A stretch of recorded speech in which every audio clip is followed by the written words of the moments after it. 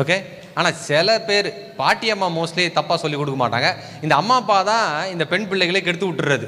இப்போ மற்ற வீட்டுக்கு போகும்போது, இங்கே பாரு, போன உடனே புருஷனை கையில் போட்டுக்க, அவன் அம்மா அப்பா கூட வாழக்கூடாது, எப்படியா தனியாக வந்துரு, ஏதாவதுன்னா உடனே எனக்கு ஃபோன் பண்ணு, எதுவாக இருந்தாலும் மிரட்டி வை, கேஸ் போட்டுருவேன்னு சொல்லிவிடு, பயந்துருவான், வரதட்சணை கொடுமைன்னு சொல்லிவிடு, ஹராஸ்மெண்ட்டுன்னு சொல்லிவிடு, அப்போ நான் பயந்துருவான், உன் கட்டுப்பாட்டுக்குள்ளே வச்சுக்கோ. இப்படியாம்மா ஒரு பொண்ணை கல்யாணம் பண்ணும்போது சொல்லி விட்றது?